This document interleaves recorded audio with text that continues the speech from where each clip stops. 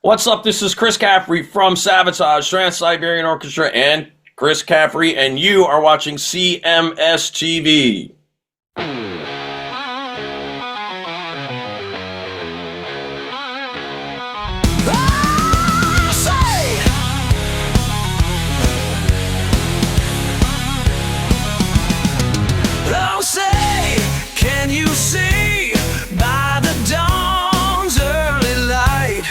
So proudly we hailed at the twilight's last gleaming, whose broad stripes and bright stars through the perilous fight. Oh, the ramparts we watched were so gallantly streaming,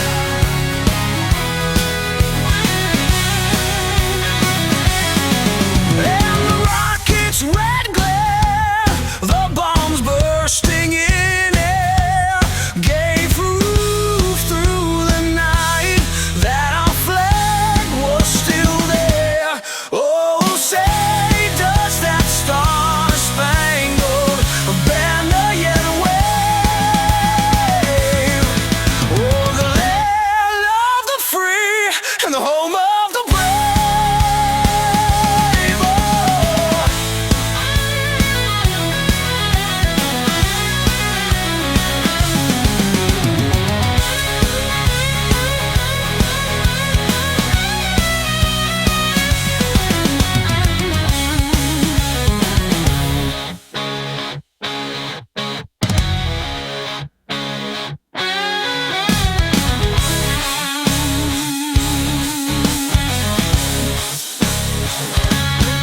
Oh, say does that star-spangled banner yet wave?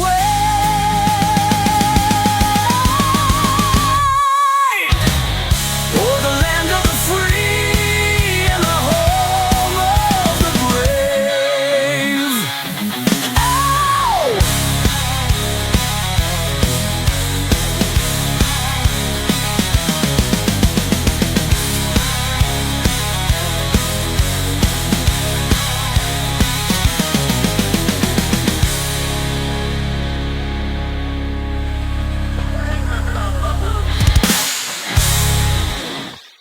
And welcome to the Seth Williams Show with Chris Aiken. How are you, my friend Chris? What is going on, sir? How are we today?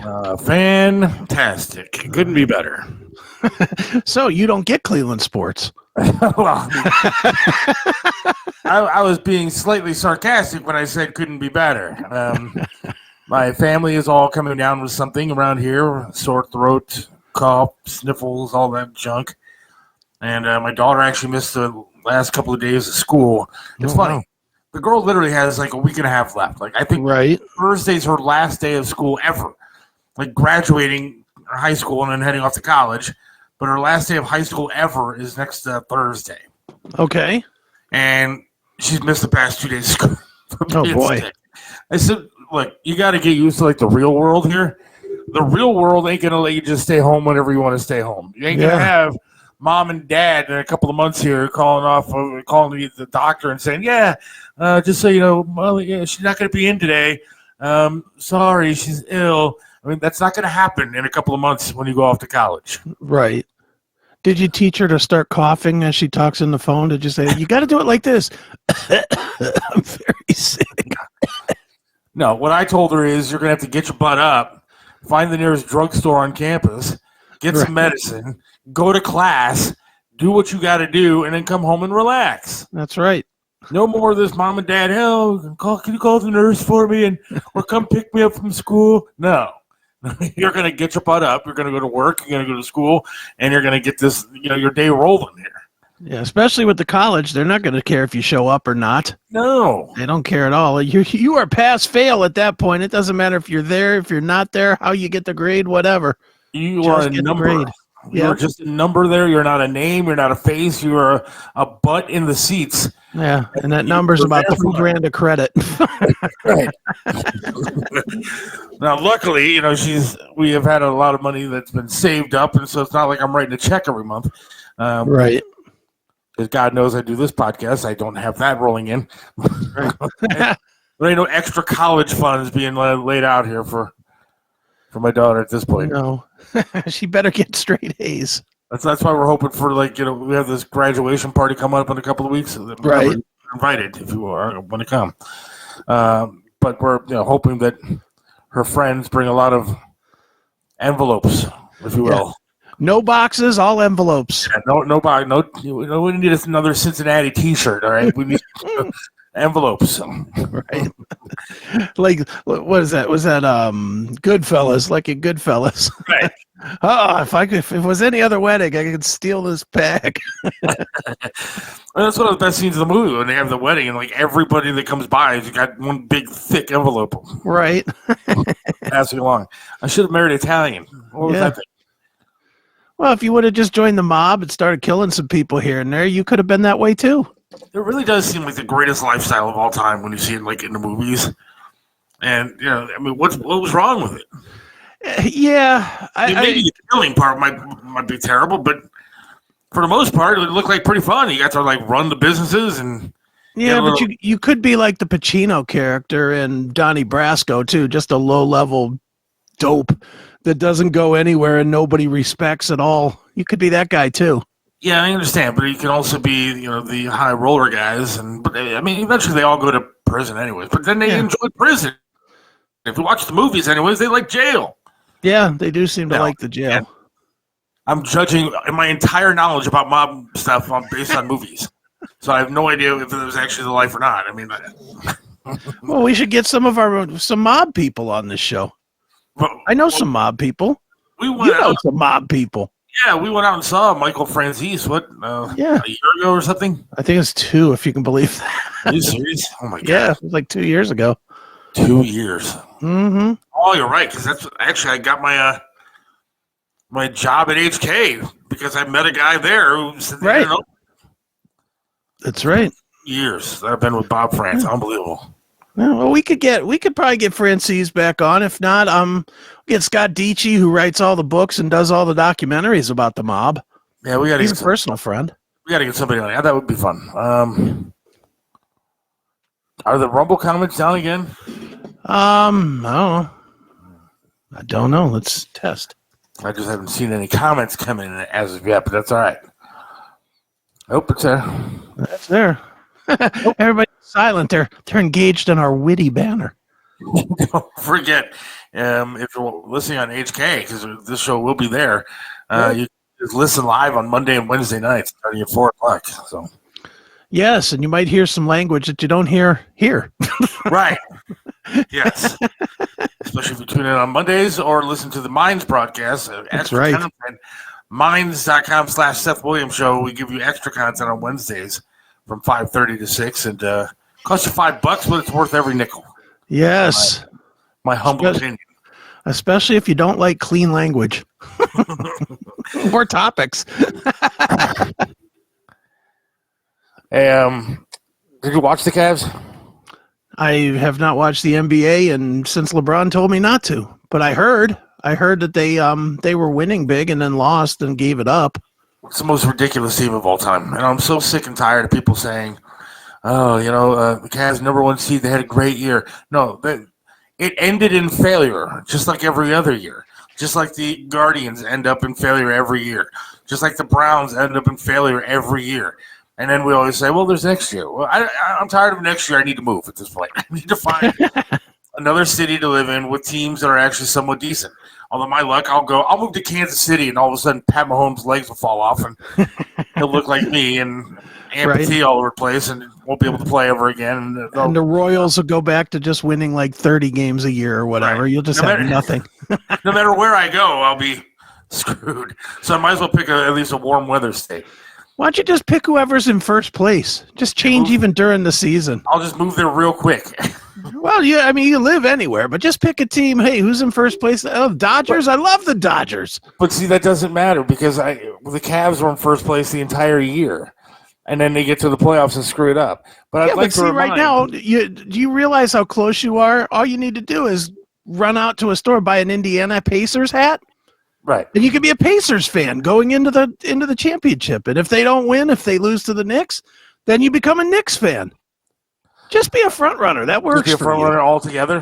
Yeah, on everything. Whoever's in first place today is your favorite. And then if I pick the wrong one in the finals, then I'll just switch to the one that won. So well, you just don't say who you pick in the finals. Oh. You just watch the finals hoping for a good game. And whoever wins, that's the hat you put on right before the picture on Facebook. I saw a friend of mine posted something on I saw a friend of mine posted on Facebook last night or the other night before the game. Yeah. And he said something like, I'm not prepared for this team to lose and be out of the playoffs. And I responded with, how are you not prepared? Yeah, you live here. You live in Cleveland. I mean, I know our friend John likes to sit there and say, well, you just suck at sports takes and you're terrible and this and you don't root for our teams. And no, I do. I absolutely root for every Cleveland team. But I've been here for a very long time. And I've seen how it goes for Cleveland teams. I don't count LeBron James' stupid finals win as an actual championship for this town because it was LeBron. And I hate LeBron. He was terrible. He's an ass. And I don't consider that a real championship. Right. And so in my lifetime here, we haven't won anything. Even the great Bernie Kosar, who I'm friends with and I love dearly, didn't bring us anything. No. Nobody has brought us anything. And all right, this year, I started to get behind the Cleveland Crunch because we talked about them.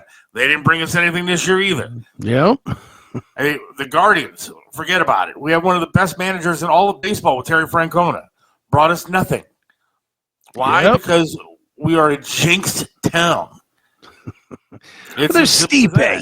Stipe brought us a belt. Stipe brought us a belt and then got beat like 5 times after that. Yeah, but at least he brought the belt. At least he's like a regular human being that we can like. I like Stipe. I'm not going to give Stipe any kind of garbage, but Stipe was at the highest of highs. Then, now, I saw him at Drug Mart the other night by my house. Yeah, now he's hawking that, what is that, Gardex or whatever? Hey, where'd you get those boots, Stipe? Gardex.com. And I think he runs a pizza place over in Parma. I mean, that's so, again, back to reality, it's Cleveland. Yeah. Oh, I agree. I started looking at bands because we have a guest coming up in a little bit who's going to be talking about bands. And I started looking at bands like from Cleveland. Yeah. There's really not much to brag about when it comes to bands or artists that come out of Cleveland. I think they said 9 Inch Nails. I mean, Trent Reznor came out of what, like North Olmsted or something? Was he he's from here. He's from here. But for the most part, what do you have? You got him. You got Marilyn Manson. He was Canton, all right? Canton. He's Canton. Close enough. You got Chimera. If you like heavy music, Chimera was certainly big. Mushroomhead might be the bigger of the bands, though, when it comes to Chimera or Mushroomhead. I would say nationally, probably Chimera, but right on par. I mean, Mushroomhead went to the Nationals and went national and then just floundered. They never really did anything nationally. And I'm looking at anything that comes from Cleveland that I'm like, oh, yeah, that's fantastic. And Michael Stanley Band? Exactly. He made it as far as Blossom. Yeah. He made it as far as Cuyahoga Falls. So sell out Blossom 3 nights in a row and then go to Chicago and play for 12 people. Right. Look, I think Michael Stanley actually had some really great songs. So I'm not really, and I thought he was pretty good on the radio and stuff. Right. But Donnie Iris had a better career outside of Pittsburgh than Stanley did outside of Cleveland. Oh, yeah. Yeah. I mean, there's certainly not a lot of musical people. Somebody in the chat room posted Dave Grohl's from Warren. Yeah, I understand, but so are massage parlors. I don't count that as Cleveland history or Cleveland lore, dude. Well, Brian hit this on the head. Look at that. Cleveland is getting the first of Hulk Hogan's new wrestling league on August 30th. I did see that. I did not know there was a new wrestling league coming on. It's Hulk Hogan? It's Hulk Hogan and Eric Bischoff, yeah. And they're coming to Cleveland? Yeah, the first thing. We'll see if we can't get one of them guys on. Oh, come on. I got Hogan on the Bob Show. We got to get him on this show. Well, you got the contact there. I might have the contact for Bischoff. I do have a contact for Hogan, so I will Let's see if we can get him on. That'd be fun. Let me tell you something, brother. You guys need to do better on your show, brother. I'm certainly not going to let you talk crap about Hulk Hogan again to me because he is. I'll tell him right to his face. I think he stinks. He is the greatest wrestler of all time, greatest showman of all time. To be honest with you, I will tell him right to his face that I will challenge you to find a better or bigger wrestling star than Hulk Hogan. Well, first of all, The Rock. Stone Cold Steve Austin. No. Yes. No. Please. Definitely bigger than Hogan. If you're a wrestling fan of like a long-time wrestling fan, you're a much bigger fan of Hulk Hogan than you were of The Rock or Stone Cold. No. The Rock is one of the biggest stars in the world. No, The Rock is a sellout and went and did movies instead of unlike Hogan. The only difference was his movies were successful. And Hogan did Thunder in Paradise for God's sakes. Thunder in Paradise should have been terrible. Should have been an Academy Award-winning film. And forget about the movie that he did with Bubba the Love Sponge's wife. Again, should have been Academy Award winning. We're not going to talk about that, but it should have been some sort of award winning film. She should have won Best Supporting Actress. But Real American Freestyle is going to crash and burn. No, it's not. It may. Ian Hunter. Yeah, that's Neil. Okay. Neil Gerardo. Gerardo, isn't he like the guitar player for Pat Benatar? Yeah. Okay, I don't count that as like an icon of Cleveland music history. Yeah, there's not many. Back to the original topic. What else do you have? Mm-hmm. You don't have any sports teams that are coming out of Cleveland that are any good. I mean, again, bounced in the second round after being the best team in the NBA all year. The Guardians, forget about it. You're never going to win anything with those guys because they don't spend any money. I mean, you think that the Guardians can compete with the Dodgers or the Padres? No. Especially the Padres. So music, I mean, what about film? Any big actors, actresses come out of Cleveland that I'm missing? Logan Paul. There we go. That's our claim to fame. Logan Paul, Jake Paul. The YouTubers turned whatever they do now, boxing and wrestling. Whatever. They are big, though. You got to give them credit where credit's due there. And musically, you got what? Machine Gun Kelly's pretty big. Oh, come on. He's big. He's a big star. Him and his wife. I don't like him, but he's a big star. He's with Megan Fox, right? Didn't they turn their children trans? That doesn't make him any less of a big star. It does too. It's terrible. There's pink outfits all over the place. Dude, since when are we looking at media people as role models? They're all scumbags. You know what came out of Cleveland? I will say this. Yeah. Superman. Did that come out of Cleveland? Yes.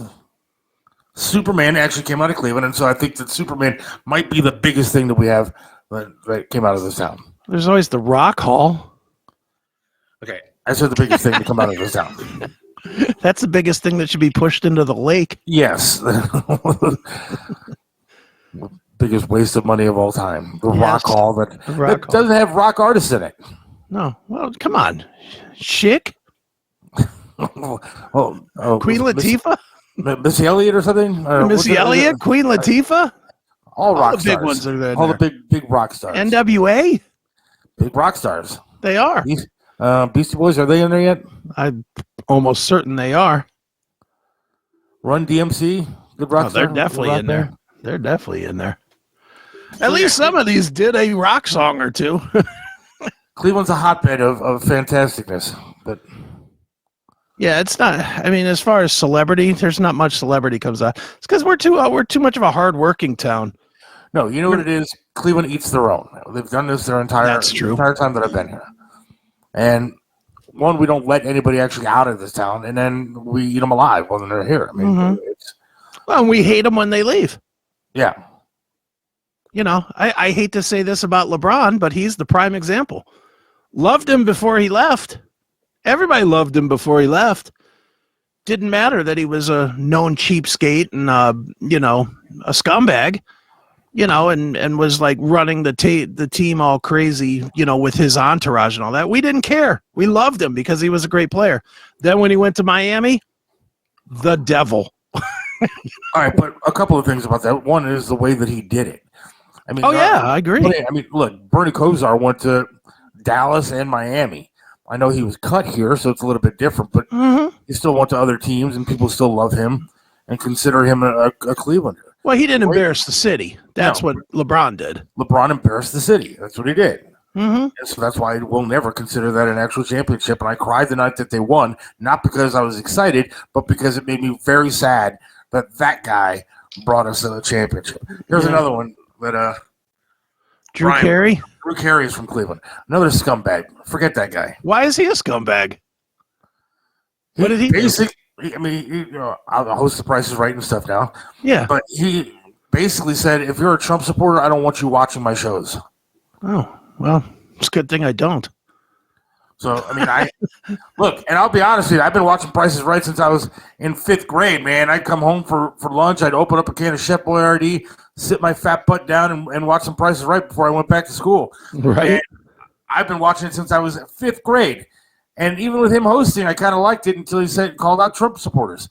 If you don't like Trump, fine. But you're going to call out his supporters, then I'm not watching your stuff anymore. Yeah, I did not realize he did that. Turn me off. I will never watch that show ever again until he get another host.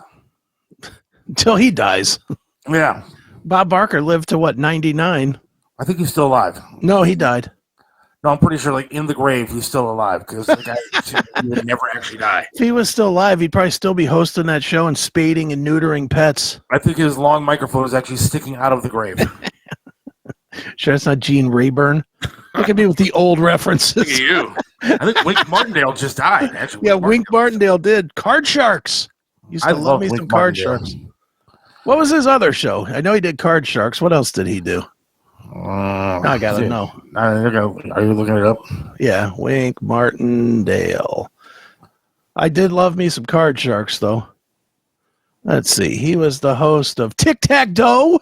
Tic Tac Toe, great show. Great show. High Rollers. Great show with the big dice. Remember the big dice and they stuck in the top of the table and he picked them up and flung them down there. I loved old game shows. I really did. I did too. Do you ever watch the Game Show Network on Pluto or Tubi or any of that? Look, I watched Game Show Network for a very long time until now. Well, the only thing that's on Game Show Network, have you watched it recently? It's all first of all, it's all Family Feud. It's all family, but it's not the whole Family Feud. It's just like the Showcase Showdown or whatever that's called at the end. And then they just show clips. And then there's some new game shows that I've never heard of before, and they're no good. Yeah, but I liked it when they showed the classic ones. I did too. But yeah, I'm not. I know I watched fairly recently. They're redoing some of the old ones too, like Supermarket Sweep is back, but it's horrible now. Okay, I absolutely loved that show growing up. Supermarket Sweep? I did too. Okay, I mean, I'm going to sound weird talking about this, but I have vivid memories of certain times in my life, and watching that show was one of them. Of course. My mom would always make either a steak or something like that, and I'd have a salad with homemade Thousand Island dressing. I'd sit with a TV tray and I'd watch that show. And do you remember the guy who had these corny sweaters on and stuff? And oh yeah. It was just a great fun show. It was. I loved it. And you'd be yelling at the people during the final showcase when they were grabbing bags of cookies or something. You'd be like, "Go get in the meat section and get some ribs. What are you doing? Get the turkeys." There was another one that I liked. It was on around the same time as that. Was Shop Till You Drop. Oh yeah. And it had like an outline of a mall. Right. And they had to run to different stores and pick out the prizes from there. It was great. It was a great show. Yeah, it was a good show. Good. Here's a good one. Burt Convey, Tattletales.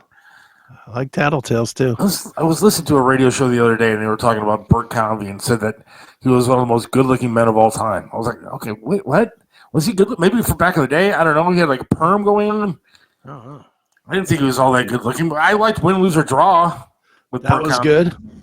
Do we count the Gong Show? I don't know, but Win, Lose, or Draw, I loved. What was it? I thought he had another one that I really liked. Who? Burt Convey? Yeah, I liked Hollywood Squares though back in the day too. Yeah, I never was into the Squares. I love that show. I heard some behind-the-scenes stuff. That remember Dom DeLuise, the big fat guy? Yeah. Mm-hmm. When he was in the Square, you're calling him the big fat guy. Both of us are bigger and fatter than he was. I understand that. I get that. But my point is that when he was on that show, Yeah. I guess like in between episodes they would change clothes because they would shoot like a few episodes in a row, and then for the next day's taping they had to change clothes. Right. Most people would get out of the squares and come down the stairs or whatever, and they put a big sheet up in front of his square so he could change his clothes behind the screen because he was too fat to make it out of the square. X hides the hair. Yeah. All right. Here's what we're going to do. We got a guest coming up here in just a second. Matt Hartnett. Yes. Great movie. Just finished watching it today called Lifers. It's fantastic. We're going to talk to him in just a couple of minutes here, but we're going to take a quick break before we do that. All right. So hang on. Be back in a minute. When disaster strikes, we come together. Here at Mario's Barbershop, we've turned our passion into purpose.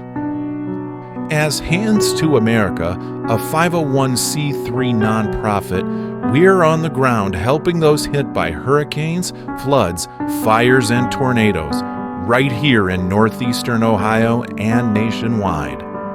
But we can't do it alone. We need your help to keep this vital work going.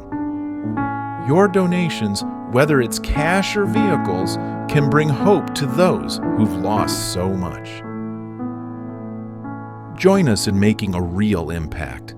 Every donation fuels relief efforts and helps rebuild lives. Call us at 844-864-2637 or locally at 216-520-1977 or visit us at handstoamerica.org to see how you can help. Looking to sell your car quickly and for top dollar? At buyyourcars.net, we make it easy.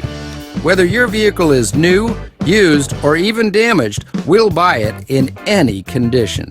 Fast offers, quick cash, and hassle-free transactions. What more could you ask for? Just visit buyyourcars.net, enter your vehicle information, and get a fast offer within minutes. Ready to sell? Call us today at 770-815-0342 or fill out the contact form at buyyourcars.net. Get cash fast for your car the easy way. Buyyourcars.net. Selling your car has never been easier. Right back here on the Seth Williams Show with Chris Aiken. Yes. And we got a guest coming up here in just a second, Matt Hartnett. Made a movie documentary called Lifers. Yes, I believe we have the trailer to play real quick, don't we? We do. Let's play the trailer and then we'll bring Matt on. Here we go. Sounds like a plan. Got it. I had an interest in music always. It's always kind of been around me some way, shape, or form. 5 minutes sitting on a drum set, man, change your life. This is the same black guitar that Marty McFly plays in Back to the Future. I love the feeling I get in front of the freaking full stack here, just the vibration or something to it. I'm lucky because I do have a little bit of a tap into the Fu Manchu lore, into the Nebula lore. In order to keep things going, you kind of have to like start playing the game a little bit, you know, like the business game. Everybody has to get through a day-to-day, and how do you exist and how do you get by? As far as getting people to commit to bands, it's tough to keep a lot together these days, for sure. Still sleeping on people's floor, that's still a reality. Probably also playing with some of the best people I've ever played with. The creative juices don't stop. It just keeps going. For me, it's just finding a balance of how much time I'm spending with my family versus how much time I'm spending working. It's this validation that what you're doing actually has merit. Obviously, we're a little long in the tooth, and we've been doing this for a minute, and now we can kind of do what we want. We don't need a record company. I'll do it myself. I'll do it the way I want to. Just always be cool. Just be respectful. Those are your people. They're connecting to you on some level, even if they don't look like you. It's got to happen, you know, or else I'll go crazy. I'll go crazy one way or another, you know. I might as well, you know, not go crazy if I can play music. Maybe one day I'll have a Porsche, but you know, until that day, I'll drive a Chevy. There you go. All right.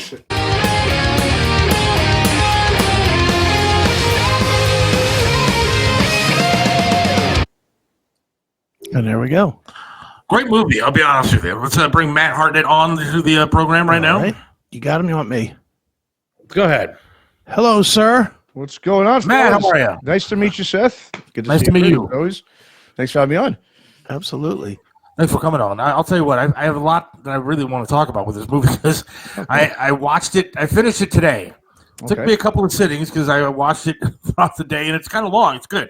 But it's really good, and it's an in-depth look at some of these guys that are doing rock music like forever and a day. So talk about the movie a little bit. Yeah, obviously it's about 5, I guess you would say, middle-aged musicians, individuals. Most of them have been, playing in the underground rocks, metal scene for a couple of decades, and just kind of really just showcasing what these, with obviously everyone knows the music industry is in shambles. There's not much money in it, if any money at all. This kind of music isn't played on the radio anymore. And so, they just have to, it's sort of kind of a story about how they're surviving the current state of music and just the industry and what they got to do, how they struggle. Also, how they balance their work life, their family life, everything around going out there and really playing shows where, it's not like they're selling out arenas and stuff like that, but these guys are still doing it. They're putting out records and they just don't stop. And it's just sort of an in-depth look at kind of what goes behind the scenes and a little bit about their history, obviously, too, we got into just to give people sort of a backstory of, where they came from and what they've done in the past. And yeah, so that's pretty much what LIFERS kind of is all about. Right on. Well, Matt, what led you to do this documentary? For people that don't know, this is your first foray into it. What was it about doing a documentary that led you into thinking, not only do I want to do a documentary, but I want to do it on this topic? Yeah, I've always been wanting to do documentaries, and I guess, as Chris, I did a documentary for Bob Nalbandian when he passed. I would say a documentary. It was more of a tribute, I should say, a video for him, about an hour and a half video, and that kind of gave me like the inspiration, but I guess more of the confidence. Like, yeah, I could do this. This isn't really that as difficult as maybe it seems. And so, in terms of the topic. Yeah, I don't know. I can't remember when it actually came to me, but I guess just from doing the podcast as we've done over the years, Chris, and interviewing all these guys and, just going to shows. And some of these shows I'd go to, I'd see some of these guys in bands that, back in the day, they'd be selling out or they were on major labels or, big independent labels. And just seeing them, they're going out there playing in front of, 30 people. Like a good example is Ruben Romano, who's obviously one of the features in the film.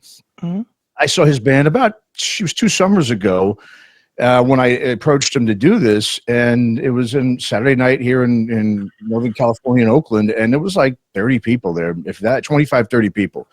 And I remember feeling like really bad for him and like, God, this guy's got a really pretty good legacy, and he was only like 25, 30 people, but he couldn't have been any happier. He loved it. He was just like, yeah, we actually kind of like doing these shows. It didn't bother him. Didn't matter if there was like 200 people or 20. And I guess just he was the first one I had in mind when I was, thinking of doing this, because I'd interviewed him before. He was such a humble, down-to-earth guy. And so I just thought like this would be a cool concept to do and just to kind of see, kind of get sort of the backstory and a little bit behind the scenes of what they do to go through this and how difficult it is. I mean, just the finances that go into it, obviously how much money they lose, through it. And then I guess just after, asking Ruben, I just kind of thought of some other musicians here in California that I had interviewed that were really cool guys. And one of the things I wanted to do was not showcase any jerks, to be nice. I know we've got to with our words here. So, I didn't want to get behind and put time and money behind people I've interviewed that maybe they would have been good, I would say individuals to put in the movie, but not really the best down to earth, most humble people. So I wanted to get guys in the film that people want to root for, and so I think for the most part, we pretty much did that, I think, pretty well. I don't even know where to start. I got so many questions, but wait, what's his name? Eric Kluber? Is it Eric Kluber? Yes. Mm-hmm. I think super talented from what I could tell. Oh, yeah. But he bounced from band to band to band. And it seems like at some point he'd have to look in the mirror and go, Eric, is this my problem or what's going on with my career? I mean, do these guys have like introspective to go, all right, am I doing something wrong? Yeah, I think with Eric's situation is unique because if you look at it, though, he's such a team player type of guy, Eric, which I think has almost been probably his, that's what's kind of, in a way, hurt him in terms of his career. He's not this selfish guy that's just trying to be this rock star lead guitarist guy jumping from band to band. He actually, and like I said, me and Chris have, interviewed him over the years. He's that's probably the problem with him is, I've tried to talk to Eric before. Like, he had his own band actually in LA. It's a band called Iron Knot, and I thought it was a good band. And he was sort of, he was the leader of the band. And I've always been like, dude, you should do your own thing. You're constantly jumping from band to band, trying to, placate the rest of your bandmates. Like, I remember when, me and Chris actually interviewed him years ago in Aftershocks. I reached out to him to do it with us, and he actually wanted to get his lead singer on with us instead of him. So he's a real kind of selfless guy, but, living in a self-absorbed place like Los Angeles and trying to be that kind of guy that he was from Detroit, it's just not going to work because everybody there is out for themselves. And Eric's just a good down-to-earth, Midwestern guy who, as you see, is just kind of has struggled to really find his footing with bands in Los Angeles. He did fine when he was in Detroit. He was in 2 bands for a while there. But I think since he's been to LA, he's kind of realizing like, yeah, this place is different. And, and I think that's why he's bounced around. I mean, the story with Void Vader, I think, really sums it up pretty well, because he was the de facto leader and the glue behind that band. And I think again, he was an older guy. The other guys were younger, and they just thought they could do it without him. But he was the reason why that band even was big to begin with, was because of his connections and how he would reach out to people in the industry and built relationships where the other guys really didn't do that. And that's why that band basically fell apart once they kicked him out. Yeah, it was crazy. Talk a little bit about the actual filming of this, Matt, because you and our friend Tanner Poppet, who I guess is most well known these days for working with Steve Rosen on his Eddie Van Halen book. But we've known Tanner for a long time. You guys had to go and travel and shoot, and there's all kinds of B-roll in this thing, as well as video from everybody's basement and rehearsal space and house and, with their kids and stuff. So talk about the shooting. How long did it take? How many trips did you have to make to get all of it together? Yeah, we made, we made 3 trips to San Diego to do all that for the festival. We, the SoCal Heavy Jam, we did the last 2 years we went to that. I did a separate trip. Let's see. I mean, Tanner really did. Obviously, he was great with doing all the filming with all the live, the Freaks stuff. He would meet up. Obviously, Tanner lives down in Southern California, so he's right near all that. So he had to do most of that. The live, he did Haunt's show down there as well. He came up here. We went down to Fresno a couple of times to shoot that footage. And with the B-roll, I mean, obviously, I think, we were just 2 clowns with a camera pretty much, doing this. I mean, that's really all it is, right? There's nothing huge behind this, no huge budget, I mean, none of us went to film school or anything. But obviously, obviously we wanted to get more than we got. I think one of the things with some of the, artists and musicians was, obviously Eric, we've known Eric for a while. So he was really great if I asked him for one thing, he'd get us 10, he was really easy to work with. The other guys were fun to work with. It's just, I think some of them, especially maybe the bigger names like, Ruben and Trevor, because listen, we have no background, before this film. This is our first film we're doing, so we had nothing we could really show them to say, hey, this is the work we've done.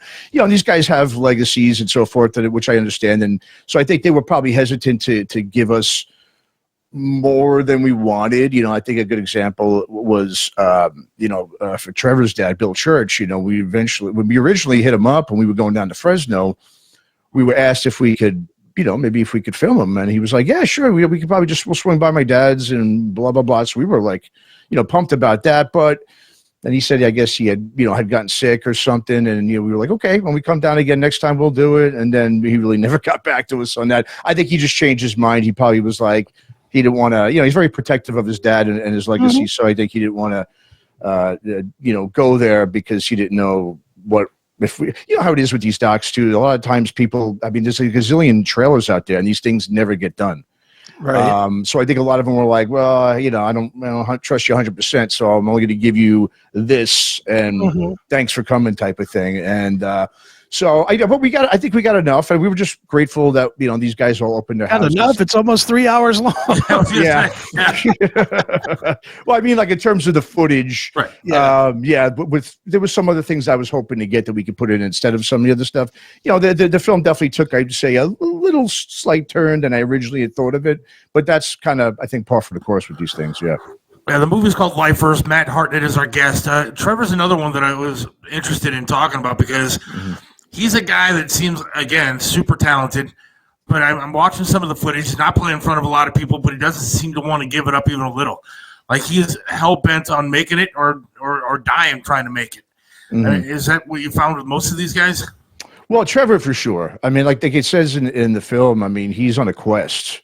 Yeah. As you see, he talks about how his dad really, kind of, it's just the nature of the business. A lot of guys get screwed over. His dad, I think, was one of the nice guys. And as we all know, nice guys finish last, definitely in that business.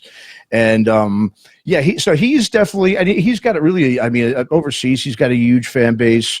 I know in that particular show, I think it was in the middle of the week type of show, so there wasn't a ton of people there, but he does have a very good fan base. He out of all of them, obviously he's the only one that does this for a living out of all of them. And that was definitely we wanted to get somebody in the film who does this full time and makes a living doing this. And he's totally driven. Like he said, he has no social life outside of doing all this. He's got a great studio right in his backyard there, this nice big studio. And he's got a great setup, and so the other guys, I mean, Ruben's the kind of guy, I think he's got a good legacy and he's fine with just doing mostly, local shows and also some mini tours maybe overseas with the Freaks. Eric obviously is the kind of guy he's ready to go on tour. He'll do anything. Obviously I think he's still playing with Society One, but then they're mostly local. They don't do too much outside of Los Angeles. And then with the other guys with Nacho and Kip, obviously Kip's, stepped down and he's, kind of doing just the festival and doing some things behind the scenes now. But Nacho, he's got his own business. So same thing. They kind of tour, in California and the Southwest. That's kind of their area. So none of them are really hell-bent on making it. The only one who is, as you said, is definitely Trevor. He's going all in until I guess the tires fall off and he's ready to call it quits. But he's all in for sure. So now one thing I noticed is that a lot of the guys kind of look like me and Chris. And you think that kind of stuff holds some of these guys back? I mean, a lot of them, look, they look like they're having fun drinking some beers and having a good time at the club on a Friday, Saturday night and playing some tunes. But I don't think you're signing a band if you're a record label that looks like me or Chris. I really don't. I think that it's got to be difficult. Yeah. Some of that go into it? Yeah, I mean, I definitely, like I said, I think, if you're talking about guys like Kip and, Nacho, sure. They're not looking to obviously get signed and do it full time. I think for most of them, Eric's the kind of guy who I think really keeps up, his appearance, obviously. And, but yeah, most of the guys I think are just, they want to go out. How it is. These days, none of these bands are getting signed to big deals. I think it was Jonathan from the Freaks said in the film, all you do is you put your own music out these days. These labels, all they do is really print up your, manufacture your records, and give you a certain amount of them, and that's basically your payment. Go sell those, and that's your payment. They make money off the T-shirts and all that. In the film says it's really the merch. At the table, you have to have options. You can't just come with one T-shirt and one CD and think you're going to do okay. No, you got to have like a little store, and the Freaks, obviously Ruben and Trevor especially have a lot of different types of merchandise that they could sell. And this is how they just make their money. So I don't think any of these guys are, except for maybe Trevor, none of them are really looking to make a huge record deal. And even Trevor, he's completely, I give him credit. I mean, he's really done it all on his own. He's got his own label and he's got all the control with that. He owns all his music, which was great for us in the film so we can actually use the music. So I don't think they're really seeking that. It's just, they want to play, they want to go on some tours, but they really want to play the festivals and just get their music heard, and maybe get some tours or festivals they could play over in Europe. That's kind of the goal, I think, for most of these heavy rock bands, especially here in the States, because it's not it's not a huge place for this type of music. It's really in Europe where it's more prevalent than it is here. Sure. Now, Matt, let me ask you this, man. This is just more of a technical question about putting this together. Mm-hmm. You obviously did hours and hours and hours of interviews with all these guys, but you formulated into questions that make sense with answers. How in the hell did you remember who said what and where and how it was related? I mean, did you have an outline, or did you form a kind of a direction as you did the interviews? It's kind of, well, I had an outline for the interviews. I kind of had an idea of what I wanted to get from them when I interviewed them, sure. In terms of putting it all together, what I kind of just did was kind of watch the interview back. If they say, kind of piece, the first thing I did was just cut out all the fluff, all the in-between answers and questions, just to kind of get the answers. Mm-hmm. And then when I'd go through them, I would go back to that. And just if something was said that was like, oh, this is a good, a good piece for what we're trying to, portray here in the film, I would save that, and I would just do that again, cut that all up, and then sort of, okay, figure out what it was a lot. There's no doubt. I mean, especially just being the first film, I just kind of, I wouldn't say I had a complete outline. You can't, I don't think, be too organized with this kind of stuff, because sometimes they might answer something that you didn't think of even asking them or even addressing or talking about in the film. And it's like, wow, that's a great, we got to put something like that in there. And, I did have, obviously, I wanted to kind of tell, instead of combining, I originally thought about maybe, if we're talking about touring, have them all, chime in at the same segment. But then I thought, no, I just wanted to give them sort of their own little story each. Mm-hmm. And then at the end, do sort of a final wrap up with them kind of just talking about, loving music and why they still do it. That was basically the question of the film, is why do you still do it, even though you're losing money doing it, even though it's probably tough with getting time off of work or whatever it is, just to play in front of not that many people. That was sort of the key. The question was just, why do you still do this? And just sort of, we kind of branched everything around that question. Do these guys still get groupies hanging out at the clubs? Groupies? Yeah, well, come on, they're still rock guys, right? I mean, there's got to be some hot girl groupies hanging out at the bars and stuff. And Are there hot 50, 60-year-old groupies? I don't know. I mean, I guess there's some, but maybe not too many. They look kind of, I'm sure they're all worn out by now. Yeah. Look, if you're a couple of those guys, you take whatever you can get. That's true. That's true. I agree. I think they actually, if I think about it, I think they're all either married, engaged, or in serious relationships. Yeah. I mean, so not one of them is single, which is, you're right. It's kind of rare for rock musicians that tour and put out music. But I think that part of, the sex, drugs, and rock and roll part, if you look at most of them, I mean, yeah, I like to party, but I guess the sex, drugs, and rock and roll part is pretty much, I think, a little bit on the back burner. It's more for just, trying to feel and stay young with the music. Yeah, it's hoping for a 6-pack of beer at the end of the set. There you go. Exactly. That's too funny. Yeah. Well, Matt, talk a little bit about the distribution of the movie. We've got the link that people can buy the movie, scrolling on the bottom, and we'll put it in the description once we're done. But correct me if I'm wrong, this is going to be something that people will be able to see on the platforms? Yeah? Absolutely. Yeah, it's all been submitted. It'll be picked up by Amazon. It usually takes, 2 to 3 months, and I'd say the minimum 2 months. Okay. So we're hoping by the end of the summer, this will be on all those platforms, Tubi and Amazon and so forth. Yeah, and in the meantime, obviously, yes, they can go to the Send Owl One Palm Productions at the link that you have below there. And yeah, I mean, obviously we want to, that was put up to, obviously we want people to, if they want to watch it now, they can. Not everybody, obviously, especially our target audience, that in the age group of where the musicians are in that 40 to 60 sort of range, a lot of them might not be the most tech savvy. So some of them might not know how to get the film from their phone to their TV. So for, we're hoping they can. If not, hopefully someone can show them. But if not, yeah, it's coming out on all the streaming sites, this summer. And obviously we'll be pushing and doing publicity for that just to get the word out once that happens.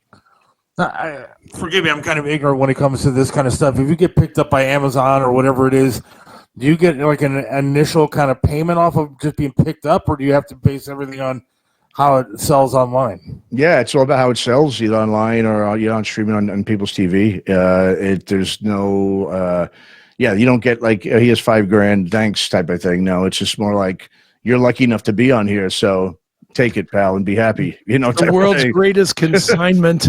Yeah, exactly. But it's still, it's still a big deal. I mean, the bottom line is, if it's on Tubi, Amazon, and Hulu, it's going to reach a whole lot more people than Send Owl. Absolutely, exactly. That's why we're not, for the people that love these bands and their friends and their family and the people that really are in the scene, this heavy rock scene, they're the ones that obviously they're going to want to watch this before that happens, and that's really mostly for them. But yeah, that's why we're going to, public publicity. We're going to we're doing some now, but we're going to really do it more heavily once those platforms, at least one of them, picks it up, so we could start, really getting it out there.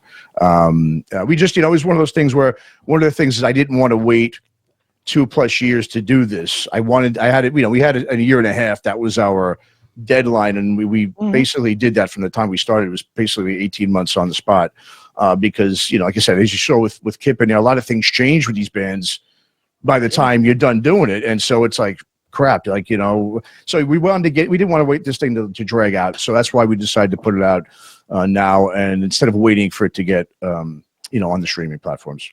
All right, I still got a couple more questions, but I'm wondering, can you hang on for a minute and we'll come back with you? Yeah, absolutely. All right, the movie's called Lifers. Matt Hartnett is our guest, and we'll be right back here with the Seth Williams Show in about a minute. Hang on. Hey, pinball wizards and arcade aficionados. Ready for a trip down memory lane, or maybe just a blast into the now? Welcome to Pinball PA, where we've got more than just games. We've got a time machine. With over 420 games, that's 200 plus pinball machines and another 200 plus arcade games, stretching all the way from the 1940s to the latest and greatest. Whether you're here for nostalgia or novelty, we've got you covered. And guess what? No quarters, no tokens. Just pay the admission fee and it's all you can play.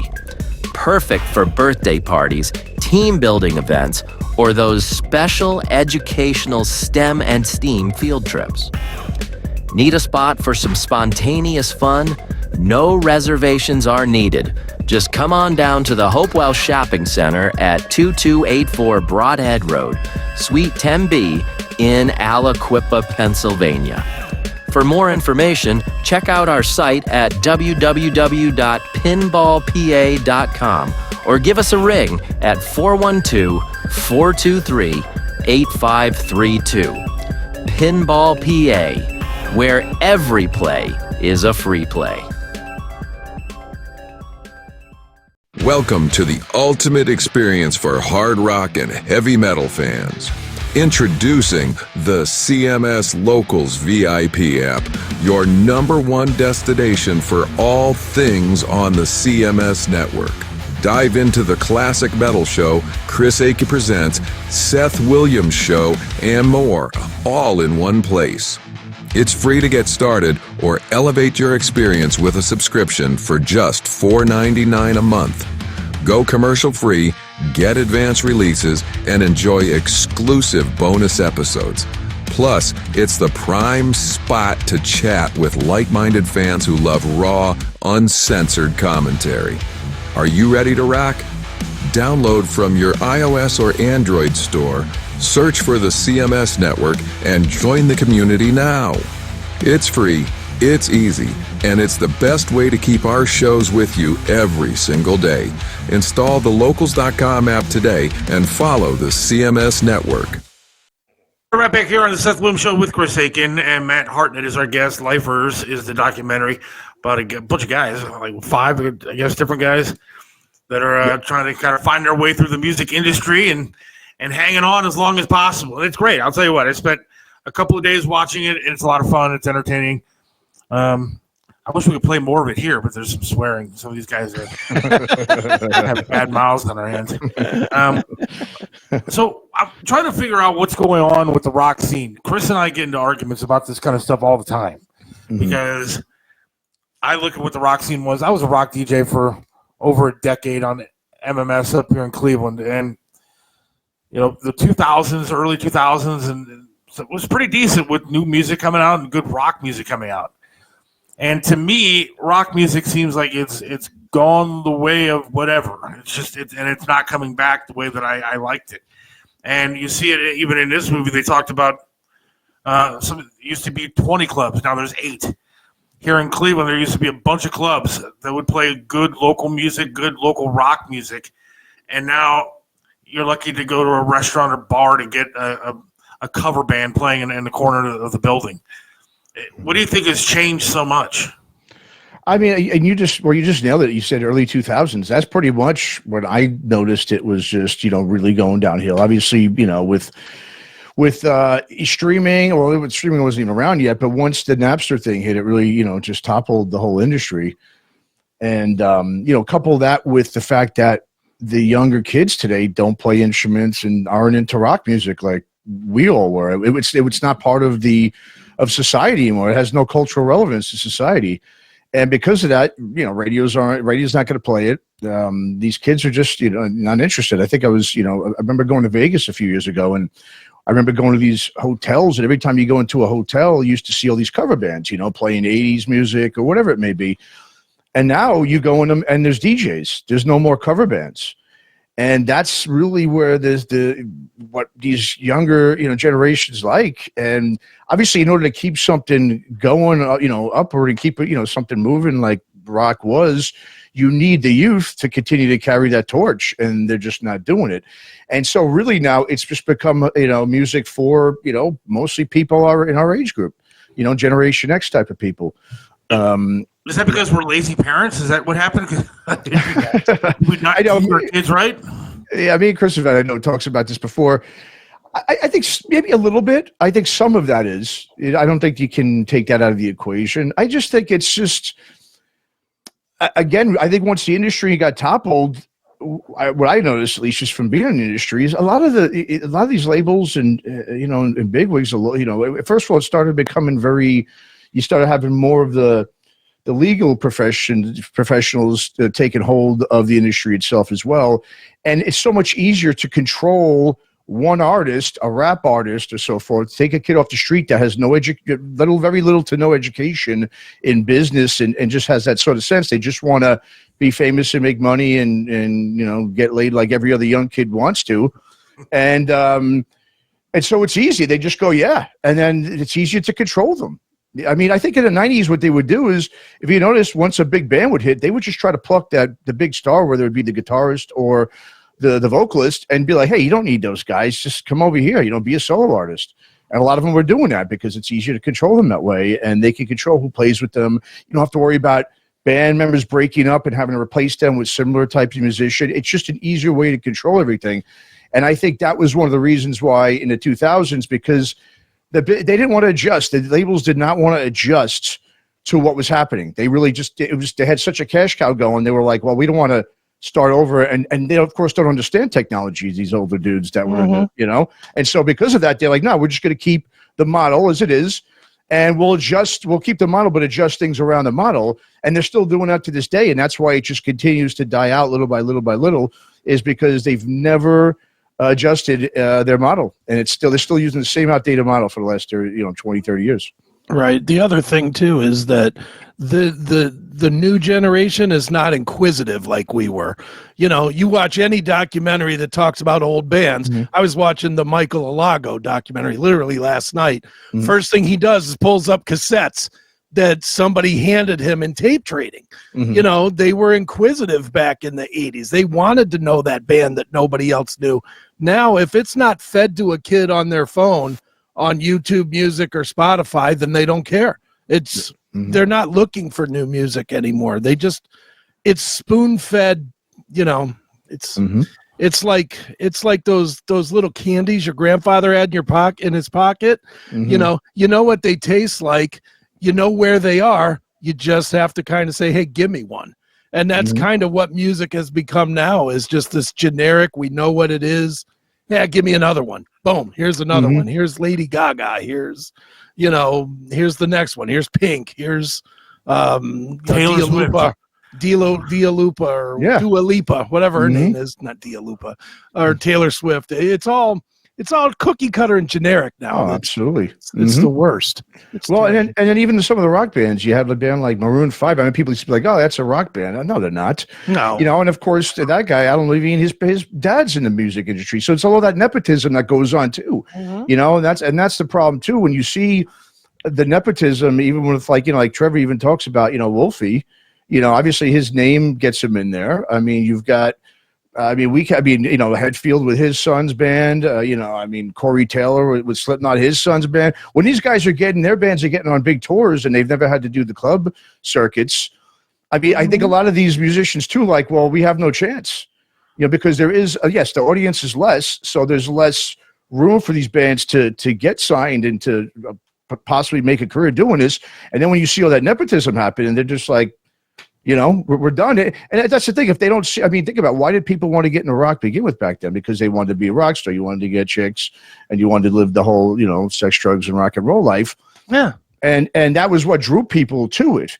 You take away that, what's drawing people to it? I mean, people don't want to play instruments. I remember when that Guitar Hero thing was happening, and I saw people doing these tournaments for Guitar Hero, spending all this time doing that. It's like, why don't you just spend that time playing the real thing? So it's a lot easier for a fat guy like me with big sausage fingers to pick up a Guitar Hero thing and push a couple of buttons. You can play bass. Yeah, I get fat fingers. You can play bass like that. I'll tell you what, man. I felt like a hell of a rock star playing "Carry On My Wayward Son" on Guitar Hero. It was a blast. Do you ever think we're going to see bands like Metallica, another Van Halen, another Sabbath? I mean, do you ever think we're going to see something like that again? Well, in our lifetime, I would say no at this point. I would hope so, but for one, I think with rock, I think a lot of it's just already been done before. What else can you do with rock and metal? I don't know what else you can do. They sped it up, they've slowed it down, they've added every subgenre to it. With the alternative stuff, did a lot of that in the '90s to try to do something different. Again, I mean, I do see though that the new generation, these kids are getting more into rock. I'm not saying it's ever going to be the same way it was with us, growing up, but there is, at least it's better now than it was, 10 years, and over the last 10 years or 10 years ago, where virtually nobody was listening to rock. I do see kids out here, just around where I go to stores wearing Judas Priest shirts. I do see a lot of the parents getting their kids into music, maybe because they're all pissed off now what they've seen what's gone on in the world the last, especially since the pandemic or whatever. I don't know, but it is picking up a little bit. Will we see it like we will? And will we see a Black Sabbath or Van Halen? I don't see these kids putting the time and effort into their instrument that those guys did. And I think that's the big difference. I mean, I also think it's because nobody's promoting. I remember watching the Grammys years back, and all of a sudden they have a band called Glass Tiger up there, and they called it rock music. And I'm like, what? This is not rock music. This is not what I'm used to seeing. I mean, forget about the fact that you have Kid Rock who went from, wailing away and being a rock rap guy to doing country music. It just seems like rock music is taking a back seat. It really has. Yeah, no, I agree. I mean, it really has. And also, I think, and now if you're going to introduce AI to this now, I mean, now you talk about a whole nother beast. Now, my thing is, I'm just hoping that, that'll be sort of maybe the driving force. I mean, these kids, a lot of them just have, because of technology, they've got for one, they got short attention spans, and two, the instant gratification thing. They don't want to sit down and spend a couple of years noodling on the guitar and figuring all this stuff out. I mean, why do that if they could go in and, just put on a record in the background and rap or do some DJ things. It's that instant gratification, not willing to work. And they just don't have, I guess, the patience and the persistence to take on a task like learning an instrument and learning how to really play it the right way, like all the, the old rock heroes did.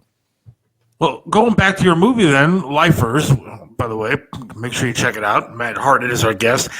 Do you think that a lot of the local bands, like the guys you interviewed, have lost hope that, look, it's not the same as it was before, it's not going to be the same ever again, So we're just kind of stuck in what we're doing. Yeah, I think so. I mean, I think with them, it's like, I think one of the guys, the drummer from Missouri, Roy, he said it, he's like, they know their time's up. There's no future for them. I would say Trevor's the only one because he's got a good foundation and he built a really good following on Bandcamp for himself, which was smart when that came out. And he's worked it. I mean, he's obsessive with it. But yeah, with the other guys, because they got families or they got serious jobs and own their own businesses or whatever. Yeah, to them, I think I think that's kind of why we featured the SoCal Heavy Jam, is because those guys really, if you go to that, it's really like a very I would say it's very I would say cohesive, but it's very intimate, I should say. Those guys, they buy food. Like they actually supply like pizza and sandwiches for people at the show. And I mean, they're just such giving dudes. And to them, it's just like, look, let's just have fun with this while we're still alive and while we can still be up there playing our instruments and creating music. Let's just get, some local bands, around their age group, or even some younger, bands as well. And let's just have a good time doing it, and we'll see what happens from there. And that's what kind of drew us to want to put them in it was, we originally had someone else in mind to put in the film. And when we went to that, to the SoCal Heavy Jam a couple of years ago, we were just kind of blown away by just the vibe of it and really just a positive. I mean, it's just a great vibe within the show and the bands. And everyone's just super cool, down to earth. And it was just like, this is a really cool thing that you don't see very often. Most of the times festivals I've gone to, yeah, I mean, with metal and rock musicians, there's so much ego and there's so much still, even at this age, not wanting to, open, I want to be the headliner type of crap. And so, I mean, it's a lot of ego in music. And these guys, it was the complete opposite. That was such a great experience. And so we were like, we want to showcase this. And hopefully some younger scenes, with some younger kids can, maybe they see it and go like, maybe we should try that. I doubt it, but at least with all of us, it's something that draws a lot of people to it. And that's why I think one of the reasons why San Diego has a really burgeoning scene right now is because of the attitudes and just the way those guys conduct the festival, which is very unique. I want to see Lifers Part 2, where you interview the wives and girlfriends of these guys and they're saying, get a real job and bring home some money. Well, I'll be honest with you. We tried to, a couple of them, I was hoping to do that. I was just like, hey, can we maybe get, just a question or two into, your wife.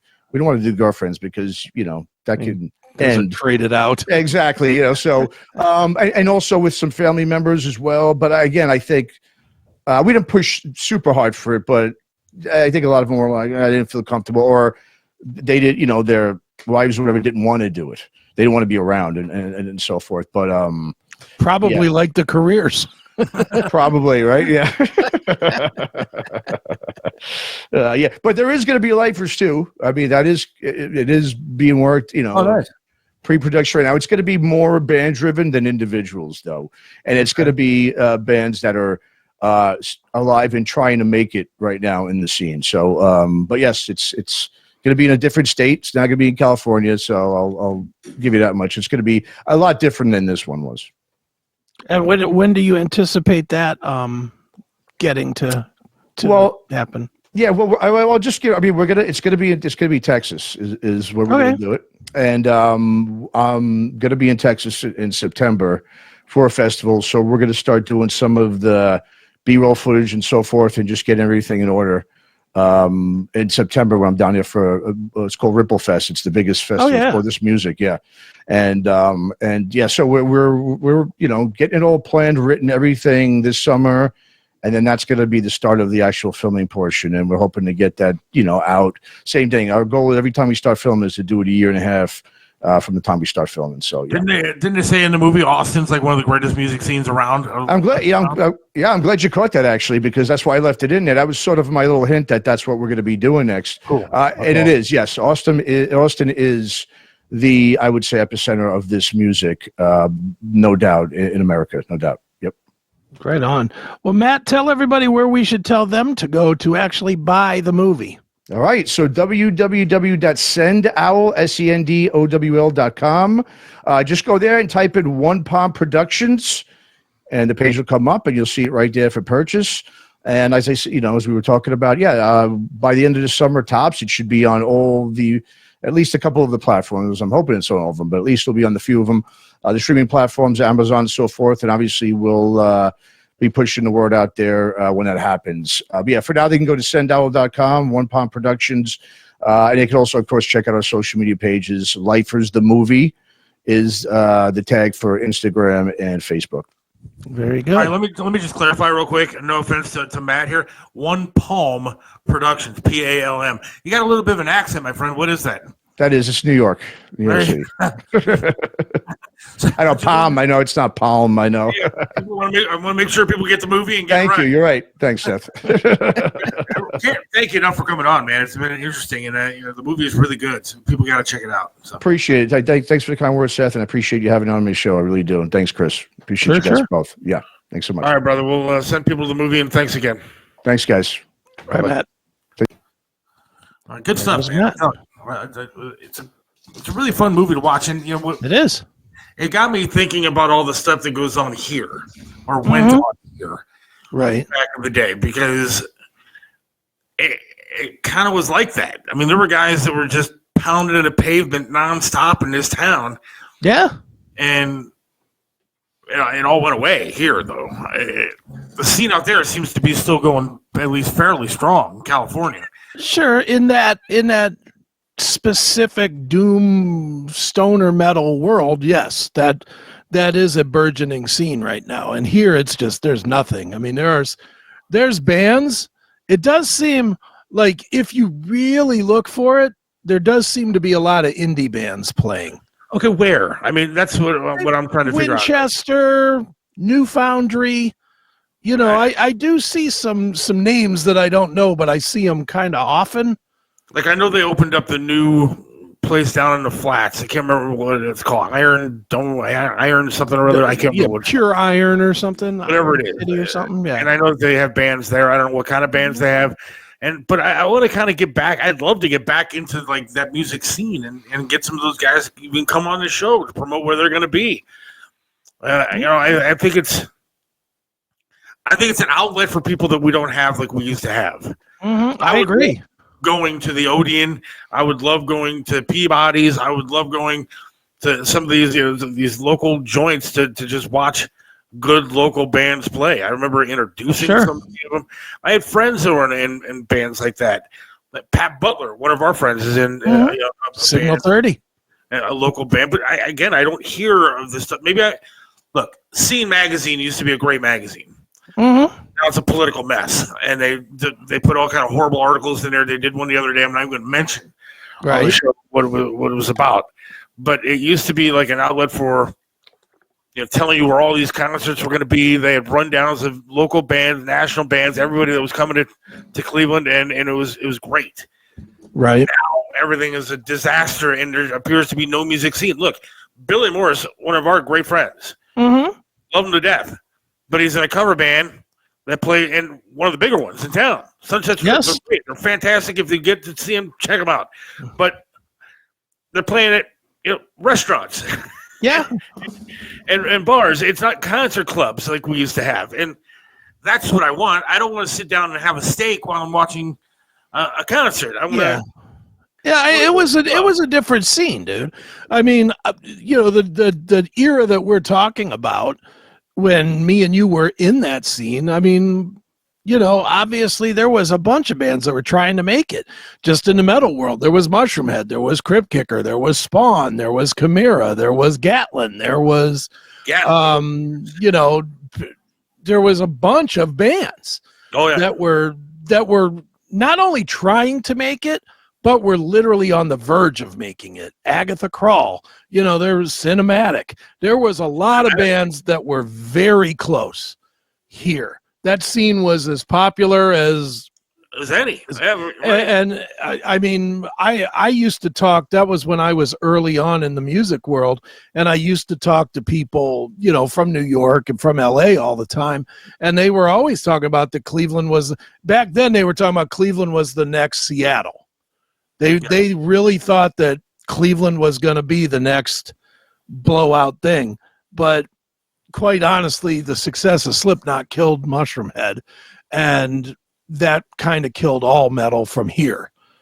you know, and That's the difference between Seattle though and Cleveland. I mean, Seattle sound was different. It wasn't like a metal scene. It wasn't a 80s rock scene. It was something different that people hadn't heard before. The Pearl Jams and Nirvanas and stuff like that were a different kind of music. Here, it was good metal, but it was metal. Yeah, well, the other thing too, all those Seattle bands got along with each other. Yeah, like they all pushed.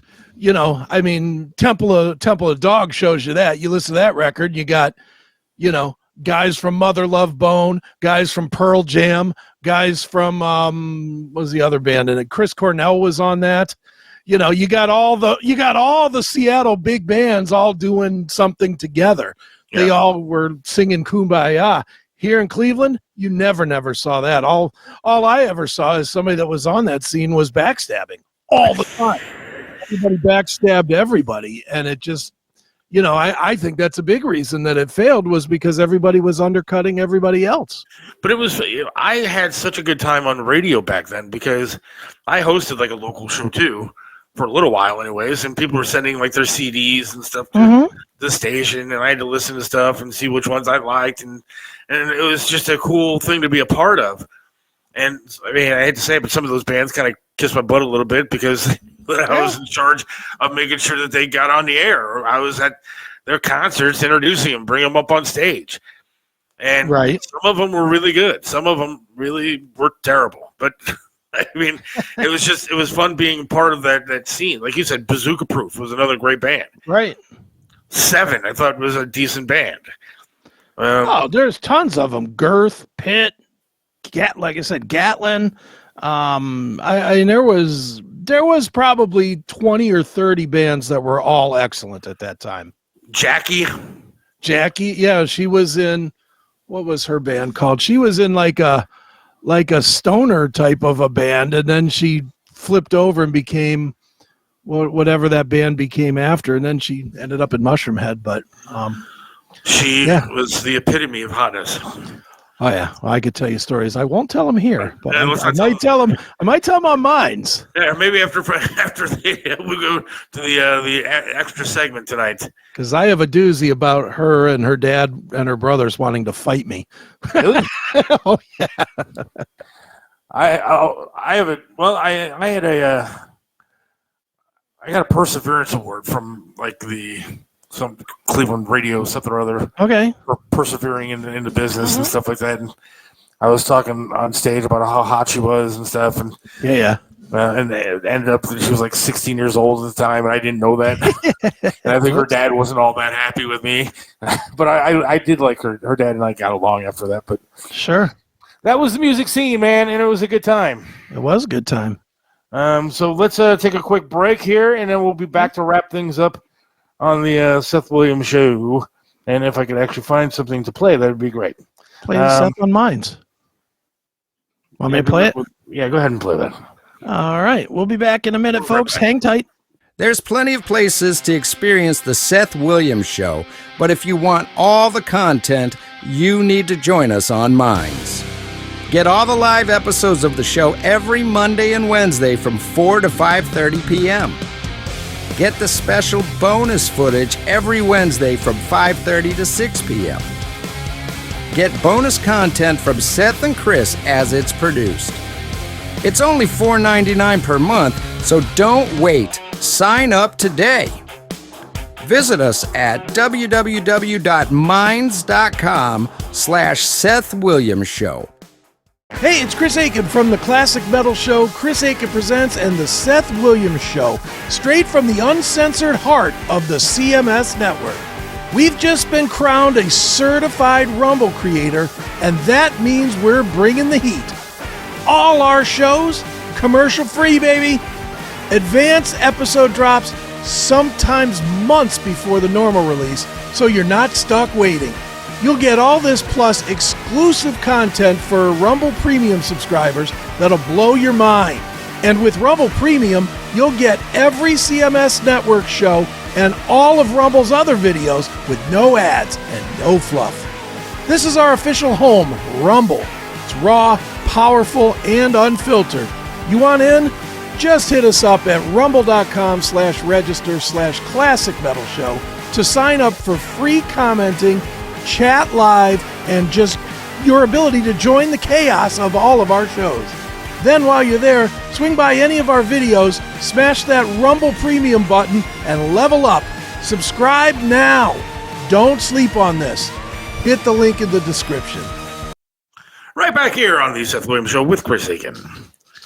Yes, we are back. We are back. That was fun. It was a good time talking to that guy. Yeah, Matt was great. Matt's my very longtime friend. Him and I started the CMS network together. That's awesome. Yeah. I did not know that. Yeah, so, Matt. It was Matt and I did an interview with Chimera, actually. He was doing the podcast Skull Sessions with Bob Nalbandian. Yeah, and I was doing obviously Classic Metal Show, and both of us were kind of tired of talking about 80s stuff, and we both are kind of 90s and 2000s guys too. So we formed, there's a show on the network called Aftershocks that Matt and I formed together where we could talk about Fear Factory or Machine Head or, 2000s stuff, Papa Roach or whatever. So we started that, and then from there we built out the whole network. So yeah, that's good stuff. That's a good friend, man. So today I got called a racist numerous times. Well, I can't imagine that. I want your thoughts. All right. You think I argue with people on Facebook?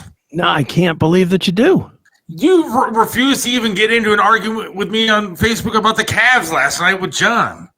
No, I don't get into arguments online. I don't do it. All right, it wasn't really an argument. But I didn't watch the game. Today it turned into an argument. But I didn't watch the game. It's not. How can I have an opinion when I didn't watch the game? So today, Channel 3 posts an article, right, on Facebook. Okay. Carmelo Anthony, the teen accused of stabbing another teen at a track meet in Texas last month, set to graduate from high school and receive his diploma. Nice. Good for him. And all of these comments on the Channel 3, not all of them, but some of it got kind of bad, but a lot of the comments on Channel 3 were, let me just read the one. I heard he's an honor student in home ec. Yes. He walked that stage because he deserved it. Congratulations is due. Nobody could take that accomplishment away from him. To which I responded, he deserves to walk through the prison cafeteria line and nothing else. Which then, of course, sparked me to post something else. I said, it's so sick that people are standing up for killers these days. All of a sudden, criminals are the heroes. Now, I have over 50 likes and laughs and anger faces and all this kind of stuff on this post. At which point, I was proceeded to be called a racist and all kind of horrible things. Mm-hmm. One guy, I wish I could find his comment, on my thing, went on to say, well, I might be able to get it. This guy was something else. Can you read what he said? Yeah, I can read what he said if I can actually find it. I do love that you keep having these battles. Oh my god. And it's so bad. I mean, I get really into this. Maybe he deleted his name was Matt Chambers. All right. And he responded with something in the effect of, because I called him out because he put a laughing face on my post. Mm-hmm. And I said, really cute laughing face. It's nice to see you stand up for killers, right, Matt Chambers? So I called him out. Okay. Tagged him in my post. Right. And at which point, he's an African-American guy. Nothing, but he says, it's about time that you white people learn not to put your hands on a black man. Oh, shut up. This was long overdue. Long overdue that a child was stabbed in the heart at a track meet that he was going to because the thug decided he was going to walk across the field with a knife in his hands to the other team's tent. When he gets escorted out, he stabs a kid in the friggin' heart. Mm-hmm. And this is long overdue, according to Matt. Yeah, well. And then it's about time that a white man found out what it's like when you put your hands on a black man. This is a boy whose life was taken from him. He was murdered at a track meet. But it continued from there. And it was all liberal women, some of different races. One said, well, does January 6th ring any bells? I said, wait a second, you're comparing a riot where one person died and it was an unarmed Trump supporter who got shot in the face by police to a kid who took a knife to a track meet and stabbed another kid in the heart. Yeah. And then it went on from there. I kept getting called a racist again. You white people will find out what it's about. Will we? I bet you love George Zimmerman. I said, well, I didn't even bring up race at all in my post. George Zimmerman. Holy smokes. We're going to go all the way back to George Zimmerman. You could have gone a little bit closer and maybe said George Floyd. Maybe that would have been all right. Might as well go all the way back. Let's go to James Earl Ray. Right. Hello. Why not? Let's go way back. Jesus was crucified, and he was a darker skin color, too. Let's go all the way back. That damn Caesar. I was so confused. And then I said, wait a second, I didn't bring race into any of this. I was like, you guys are the racists. Right. I said nothing about race. I was also talking about the fact that there was a white guy who shot and killed the CEO of a healthcare insurance company in the back. And he's become a fan favorite of women who want to marry him and a fan favorite of the left who support this guy being murdered because they don't like their insurance company. Yeah, I don't get that. I really none of them I get, but the whole Luigi Mangione thing, I do not. I don't get it. What, he's hot, so therefore what? This is going to sound dumb, but I watch tons of murder porn, and one that I always watch is anything about Ted Bundy, right? Oh, yeah. Ted Bundy is literally the precursor to Luigi Mangione. He was a guy that was considered hot at the time. Right. People knew he was a killer, and they didn't care. And it seems like it's the same way with Charles Manson, the same way. Yeah, Manson was another one, same way. Yeah, it's crazy. Seth versus the world. It feels like that at times on Facebook, anyways. But I look at these responses, and it's so disturbing to me that our country is going this way. It's not going to last like this. It really isn't. And it's different than before because now everybody has a voice. Back in the day, you may have had a couple of TV stations that gave you news as far as what was going on, or you may see a protest here or there. But now everybody's got a voice on social media, and you can do whatever the hell you want. Now there's AI. You realize I've seen videos over the past couple of days, and they're calling them anti-Trump rallies, right? Mm-hmm. And they've inserted there are 1 million people in these, right? Which isn't happening. It's not happening. Right. Even the mainstream media isn't covering stuff like that. But they put it on Instagram, or they put it on Facebook, or they put it on TikTok or whatever, and there is a segment of society out there that's going to believe it. Yeah. We are so separated now that I think it's worse than ever. Well, and again, this is only my belief, but there will be a race war at some point, don't you think? It has to be. Has to. It has to happen. I don't know how it's going to happen. I don't know how it's going to play out, but there's going to be the wrong white guy killed by the wrong black guy or something, or the other way that'll start it, and then everybody will fight back. Then everybody's just going to say, I've had enough of this. Where's my gun? I'm going to get out there and do something. I just don't, I can't fathom the fact that there's people out there that are actually standing up for murderers. And I mean, look, you have our own government officials that are standing up for wife abusers and human smugglers. Mm-hmm. I mean, that's actually happening.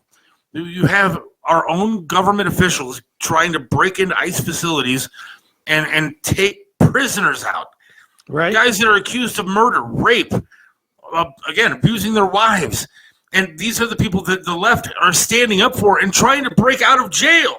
Mm-hmm. It's actually going on. It's not even, it feels like it should be a movie. Seriously, it feels like it should be a movie where you have rogue government officials that are trying to break out the criminals to create some sort of war.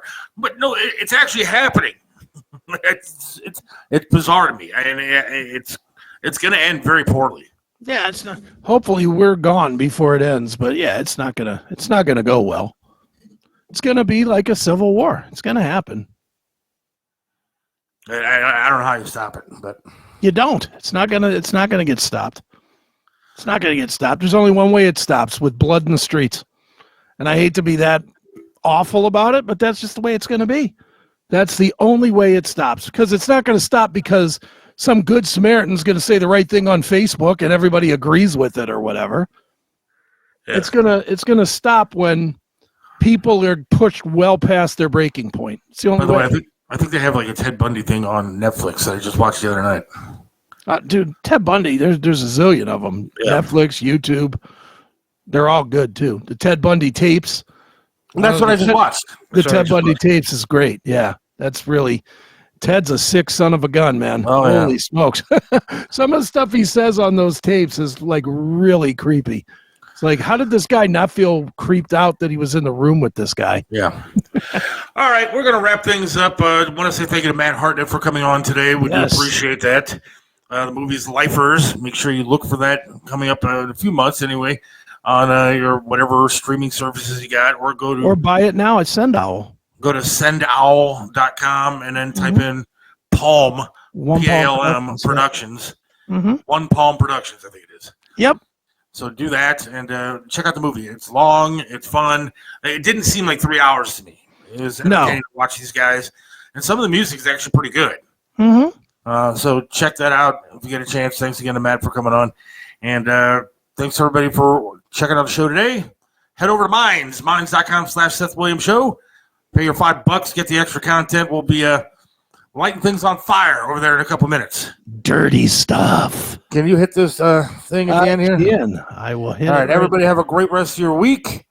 And hopefully we will talk to you again on Monday. It looks like we have a fun guest next Wednesday, too.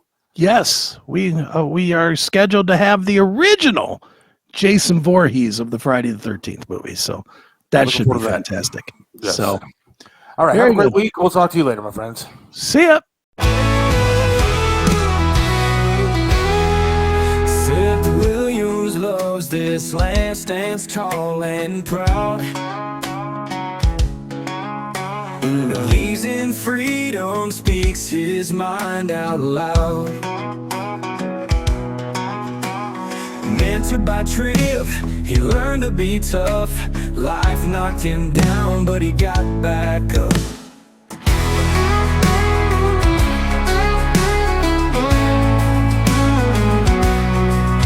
Lost a leg, but he's still strong and true. Chasing dreams under skies of red, white, and blue.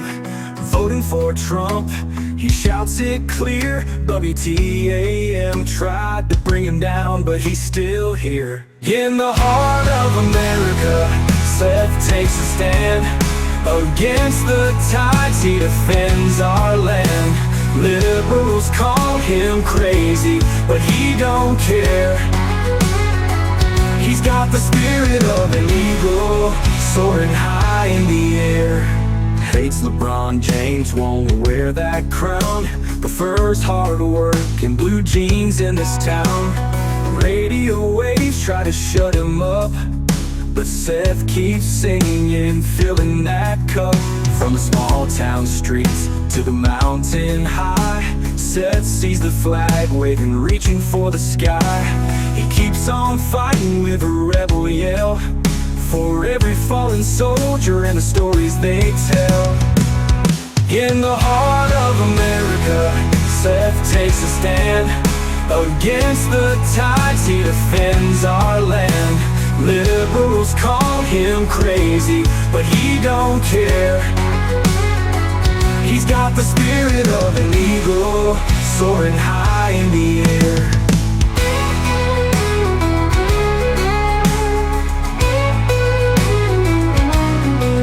From the small town streets to the mountain high, Seth sees the flag waving, reaching for the sky. He keeps on fighting with a rebel yell, for every fallen soldier and the stories they tell. In the heart of America, Seth takes a stand. Against the tides, he defends our land. Liberals call him crazy, but he don't care. He's got the spirit of an eagle, soaring high in the air.